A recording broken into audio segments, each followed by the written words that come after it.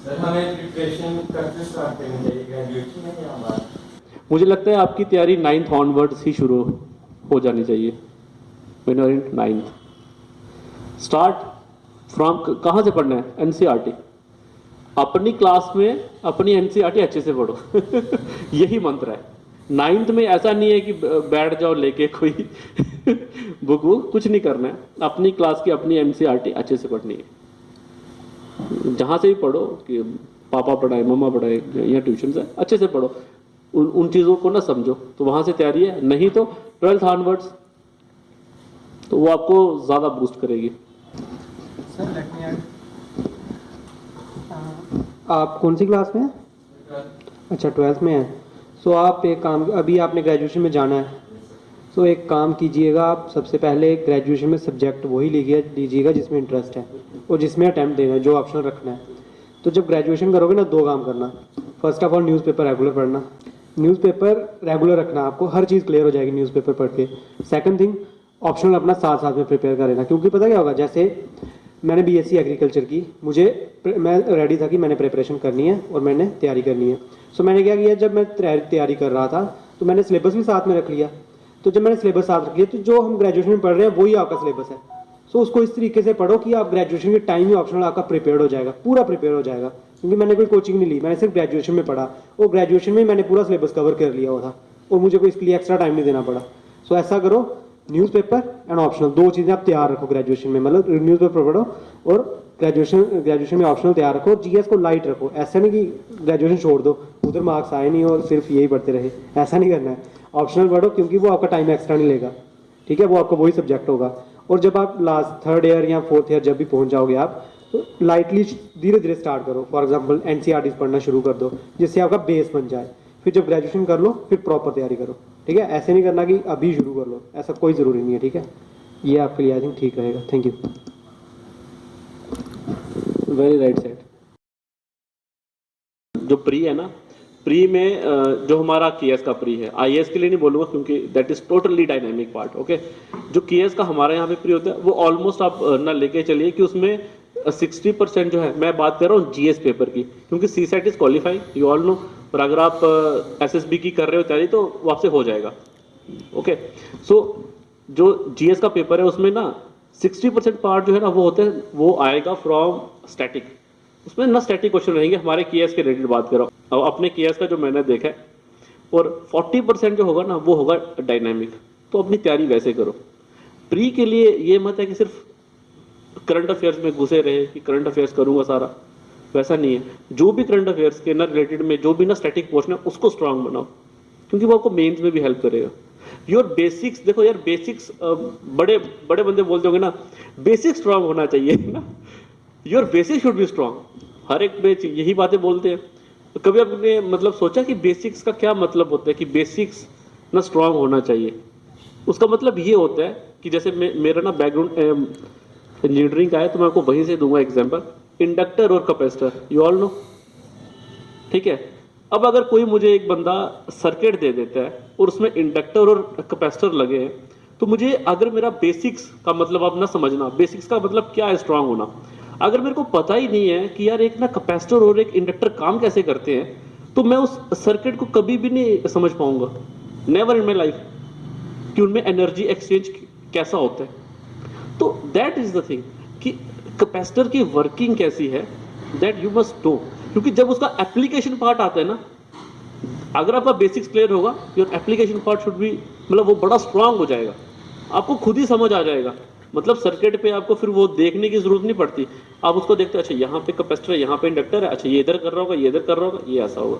तो output should be from your basics. तो इसलिए बोलते हैं कि बेसिक्स जो है ना आपके, static portion, that should be strong, ठीक है। प्री में आप ऑलमोस्ट सारे जो है ना सब्जेक्ट्स को ना टच करते हो, ठीक है। ऑप्शनल है इन डेप्थ पढ़ना, उसी चीज को आपको इन डेप्थ पढ़ना, that is optional, okay. So choose your optional very wisely. Optional change नहीं करना, ये मेरी आपको ना सजेशन रहेगी। मेरा भी ऑप्शनल था, तो जो 2016 वाला केएस था, उसमें मेरा नहीं हुआ था, I was interview drop out. 18 में हो गया, वहाँ पे मेरे ज्योग्राफी में मार्क्स बड़े कम थे, बट बस इस बार जो हुआ उसमें बड़े अच्छे थे। सो यू कांट डिफाइन अगर मैं चेंज कर लेता कि यार मेरे उसमें 206 नंबर आए तो मेरे को तो बड़े कम नंबर मिले, मैं नहीं करता हूँ, लेकिन मैंने वही रखा और इस बार अच्छे मार्क्स आ गए। सो ऑप्शनल जो चूज करना है that is very important step. तो उसको बड़े आराम से 3 ना महीने आप अपनी नॉर्मल जीएस की तैयारी करो and then you will choose आपका जिस न सब्जेक्ट में इंटरेस्ट है, और मोस्टली करो ट्राई कि वो आपका मतलब ग्रेजुएशन का हो, वो आपको ज़्यादा हेल्प करेगा।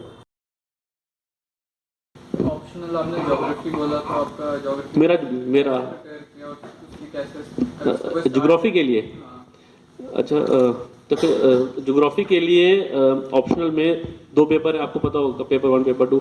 एक तो फिजिकल है, तो पहले तो ना बेसिक बुक्स पढ़ो जो आपकी बेसिक्स है। ज्योग्राफी में जो मैंने फील किया वो है कि पढ़ तो सारे लेते हैं, the important thing is answer writing. आप लिखते कैसा हो, ठीक है। ट्राई करो कि जब अटेम्प्ट कर रहे हो paper, there should be a diagram, there must be a diagram on every single page that you write when you write your mains.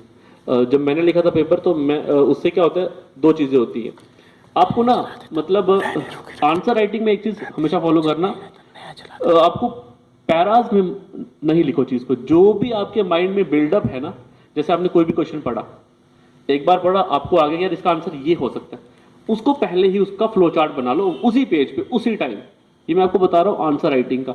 जैसे आपको लगता है कि मतलब हिमालयाज कैसे बने, नेचुरल है कि पहले आप ना सोचोगे अच्छा कि यार वो थ्योरी थी, वो थ्योरी थी, ये थ्योरी थी, फिर ऐसा हुआ, फिर इतने ये, फिर इतने ये, फिर इतने, ऐसा मैंने लिखना है। यही आप ऐसा ही करते हो नॉर्मली आंसर राइटिंग में, कि आप सोचते हो कि अच्छा फिर मैंने पहले ये लिखना है, फिर ये लिखना है, फिर ये, फिर ये। एक्चुअली एग्जाम का प्रेशर इतना होता है ना उस टाइम जब आप बैठे होते हो, आप सोच तो लेते हो उस टाइम, लेकिन जब आप लिखने पे आते हो ना, तो आधे के बाद आपको भूल ही जाते हैं कि मैंने क्या सोचा था पहले, कि मैंने लिखना क्या। फिर आप पढ़ते हो क्वेश्चन को और फिर आप सोचते हो, और उस टाइम टाइम इतना होता है कि आप पढ़ नहीं पाते, आप लिखते जाते हो, तो जो इंपॉर्टेंट चीज़ होती है वो छूट जाती है। तो क्या करना है, जैसे क्वेश्चन पढ़ा, दिमाग में चीज़ आ गई यार ये लिखना है, वहीं पे फ्लो चार्ट, डायग्राम कुछ भी बना लो, उधर ही बना लो। कि जैसे मैं आपको एक एग्जाम्पल दे दूँ, ना हिमालयाज, तो लिखो ना हिमालयाज, लिखो, एक एरो मारो, यहाँ पे लिख दो 3 टाइप के हिमालयाज, यहाँ लिखो एज, इनकी एज कितनी है, ठीक है। उसके ना नीचे लिख लो कि कौन सी प्लेट से आया था, यहाँ पे लिख दो कहाँ से कहाँ तक है, आपने लिख लिया। उसके नीचे आप एक्सप्लेन करना शुरू कर दो, और उसमें ना स्पेस होती है ना प्रोवाइडेड, तो उससे क्या होगा, जब आप लिख रहे होंगे आप वो भूल गया, पीछे जाओगे, जिससे देखोगे ना फ्लो चार्ट, आपको समझ आ जाएगा ये छोड़ दे, ये लिख लेता हूँ, तो उसके परटेनिंग आप जो इंपॉर्टेंट पॉइंट होगा वो आप लिख दोगे।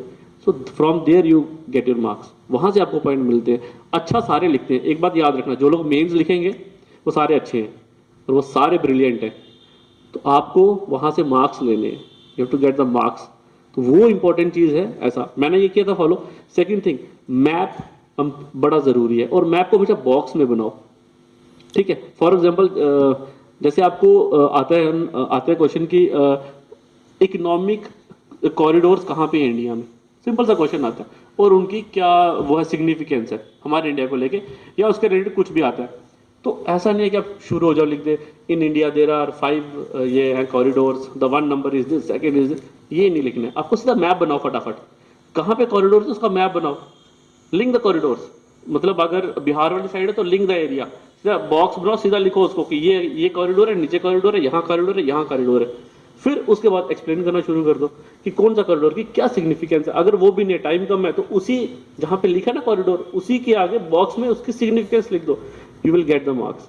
यही एग्जामिनर को चाहता है, ये कोई वैसे आंसर राइटिंग नहीं है कि रट्टा मारा और लिखा, ये याद रखना, ये वैसा आंसर राइटिंग नहीं है रट्टा मारा और फिर लिख दे, वैसा नहीं है। यू हैव टू वीक, मतलब एग्जामिनर जब आपका देखे ना पेपर, उसको लगना चाहिए कि यार बंदे ने कुछ आउट ऑफ द बॉक्स लिखा है।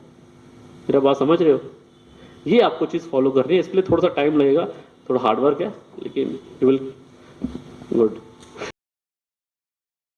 आपके एथिक्स में अच्छे नंबर है तो हाँ, एथिक्स में अच्छे नंबर हैं, मुझे नहीं पता कैसे, पर अच्छे हैं।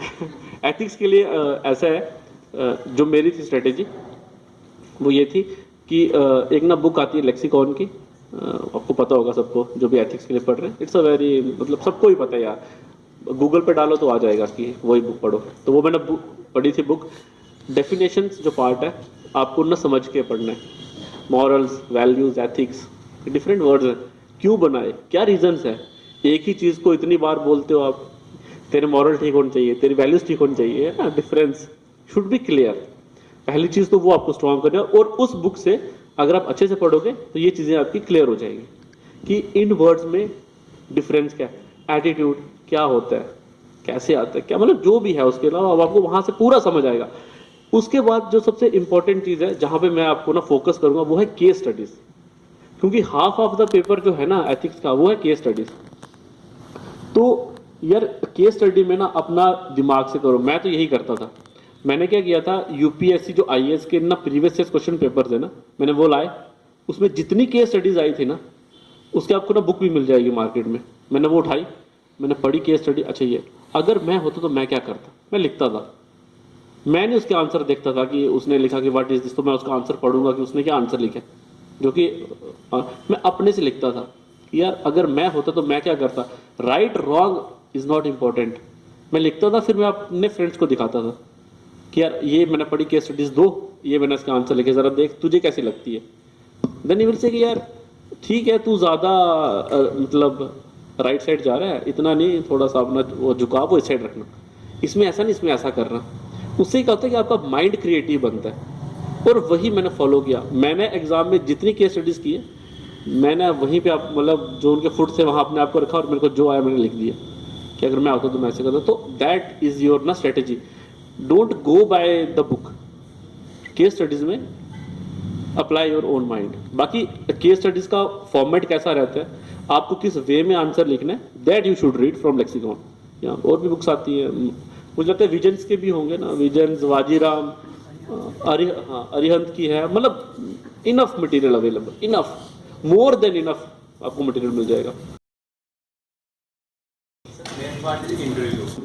इंटरव्यू के लिए कि अपना डिस्ट्रिक्ट बड़े अच्छे से करो प्रिपेयर, जहाँ जो आपका बैकग्राउंड है दैट इज़ वेरी इंपॉर्टेंट। जो योर डैफ वहाँ पे क्या होता है, जब भी इंटरव्यू होगा उससे पहले आपको एक फॉर्म देंगे, वो अपने फॉर्म मतलब फिल करना होता है। उसमें आपकी बेसिक डिटेल्स होती हैं कि आप कहाँ से हो, पेरेंट्स क्या करते हैं, your mother, your home district, address वेड्रेस, आपकी हॉबीज़ क्या हैं। हॉबीज़ अगर तो आपकी हॉबीज़ हैं तो वही लिखो, डोंट गो बाय कि जो मैं ये लिख लेता हूँ वो लिख लो, जो आपकी हॉबीज़ है वो लिख दो, तो आपको बड़ी हेल्प करेंगी। क्योंकि जो आगे बैठा है ना बंदा, वो कोई ऐसे ना बेवकूफ़ नहीं है, जितनी आपकी उम्र है उससे ज़्यादा तो उसने मतलब नौकरी कर ली है, तो उसको पता है कि बंदा कितना जेन्युइन है। सो अगर आपकी अपनी हॉबीज़ हैं तो वही लिखो, अगर नहीं है तो then you can dwell upon कि मैंने क्या लिखना है। ठीक है, दूसरी चीज़ ये है कि जो आपका बेसिक्स है वो तो आपका पहले होना चाहिए स्ट्रॉन्ग। सेकेंड थिंग कि आपकी ना ग्रेजुएशन, जिस भी ना सब्जेक्ट में आपने अपनी बीएससी की है या अपनी इंजीनियरिंग की है या आप एमबीबीएस हो या कुछ भी हो, वो वाला पार्ट अपना क्लियर करना है। सेकंड थिंग, पहला तो अपना मतलब होम डिस्ट्रिक्ट वो तो क्लियर होना चाहिए, उसमें कोई भी गलती नहीं करनी। दैट इज, अगर वहाँ आपके एरिया से कोई ना पब्लिक फिगर आया, कोई आईएएस ऑफिसर आया या कुछ वैसा बंदा, उनके बारे में ना ज़रूर पढ़ो। अगर वहाँ पे कोई क्रॉप या वहाँ पे कोई ना यूनिक फीचर है वो आपको पता होना चाहिए। ठीक है, और ये ही सारी चीज़ें होती हैं जब आप वो करोगे तैयारी इंटरव्यू की, तो मुझे लगता है ये आपको यही चीज़ें करनी है। उसके बाद आपका ये ना graduation and then came your optional, फिर आपकी ऑप्शनल, तो ये करता है सम अप आपका पूरा इंटरव्यू। इससे ज़्यादा बाहर हो नहीं जाते, तो होली सोली यही होते। एक चीज़ बड़ी इंपॉर्टेंट है वो है लाइब्रेरी लाइफ। तो यार देखो, एक चीज़ जो मैंने की है कि बच्चे आते हैं लाइब्रेरी में पूरा दिन, कोई जो तो होते हैं सीरियस कैंडिडेट, उनके लिए नहीं है ये उनके लिए है जो थोड़े से नॉन सीरियस हैं ठीक है, जो आते हैं कि चलो यार घर से अच्छा आज ना पापा घर पे हैं तो मैं चला लाइब्रेरी, उस टाइप के जो है उनके लिए ये है सजेशन कि यार देखो, अगर तो ना पापा से बचना है तो फिर लाइब्रेरी मत आओ, कहीं बाहर जाओ घूमने, फिर लाइब्रेरी आने की नहीं है जरूरत। करना ये है कि यार जब लाइब्रेरी में अगर आप 5 घंटे बैठ रहे हो ना, तो 5 घंटे एक मतलब उसको पूरा 100% डिवोट करो पढ़ाई में, क्योंकि लाइब्रेरी इज फॉर स्टडी। अगर आपको यार मजा करना है तो वो लाइब्रेरी में क्या ही मजा करोगे, आप कहीं घूमने जाओ, कहीं जाओ पब में, कहीं डांस वांस करो जाके, तो ऐश भी होती है कि यार आज का दिन मैंने एंजॉय किया।